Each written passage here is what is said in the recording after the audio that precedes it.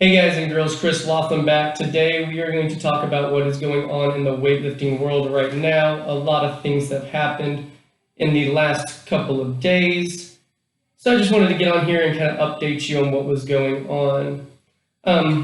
So let's start with apparently a couple days ago, there was a secret meeting that went on with the IWF executive board members. We don't know how many. Ursula wasn't there, the acting president, and we don't know who all was there. So there's already question on whether it's a legitimate meeting or not. But within this meeting, they decided to remove Ursula as the interim president and remove Phil Andrews as the interim deputy director general. They decided that they're going to go with the Thailand rep, who is also the kind of ex-Thailand, I guess, Federation, Weightlifting Federation president. And he was a president during a time, even though it's still going on, where Thailand was very, very corrupt and dirty with their doping. So that's already raising some eyebrows, especially to the IOC. The IOC has already explained how they, or have expressed how they have lots of concerns about the actions that were just taken in this vote to remove Ursula and move in the Thailand rep. So let's take a step back. First, the reason why Ursula was the president in the first place is a while back, a German documentary came out that exposed the previous president, Thomas, and all the corruption that was going on within the IWF. He was doing everything from selling positive drug tests to being paid off, paying off other executive directors, including the Thailand executive director, paying them off to be able to stay in position as the acting president. He was stealing money. There's a whole list of things that he's being accused of. So he was, quote unquote, asked to resign. And during that time, Ursula stepped in and became the acting president. Many of us saw this as a positive because the goal was to start cleaning up the sport. We want better athlete representation, which was a big drive, because athletes weren't being represented, and there was a lot of negative information coming out on how athletes were being treated. And we wanted to clean up the doping issue in weightlifting. So we started moving in the right direction. We got him out. We started implementing some things like the new Olympic process, where athletes have to compete in a certain number of competitions at certain levels so many times leading into an Olympics to be able to qualify for the Olympics and compete in the Olympics.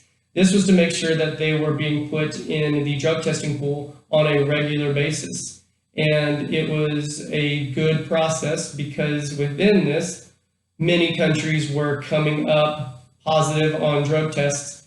And under this system, a certain number of positive tests start going against your ability to represent athletes at world competitions and the Olympics. For example, Thailand had so many drug tests, so many positive drug tests, that they weren't even able to compete in the 2019 Worlds that they hosted in Thailand. They are also not allowed to compete in the Olympics. So the current system is so many drug tests cut down how many athletes you're able to take. So many positives, I can't remember the exact number off my head, so many positives, and they take you down, one athlete, two athletes, three athletes. Now you can no longer take any athletes to the Olympics because you've had so many drug tests. So there's a few countries that have had so many tests that they're not allowed to compete at all. Thailand being one of those. So again, raises some eyebrows now that he is the acting president. The IOC early on, so a while back, had already kind of threatened our sport being pulled from the Olympics. Basically saying, if you guys don't clean things up, we are not going to have weightlifting in the Olympics. And even this upcoming Olympics, we ended up with less medals that we could give out. So we don't even have as many weight classes in the Olympics as we normally do in an IWF competition, because of the Olympics already kind of pulling back on weightlifting. So we buckled down and we started doing some positive things on trying to clean up the sport. Then this happens, and it's a big step backwards. It does not look good for weightlifting. And the IOC has already said that this raises some big concerns, which for me, I think means that if something doesn't change soon, that we're not going to have weightlifting in the 2024 Paris Olympics. So all this information right now is trickling out, and we're getting a little bit of information every single day. By the time this is uploaded, there might be even more information. But what we know right now is that things aren't looking good, because there's some talk out there that the reason why this is being done is because people are wanting to change countries. Certain countries are wanting to change the process of being able to get into the Olympics, probably allowing countries that have little to no representation a chance to be able to compete in the Olympics. Therefore, all the hard work we did to keep these countries out that weren't living up to the clean sport are trying to figure out ways to push their ways, bully their ways, probably bribe their ways back into the Olympics.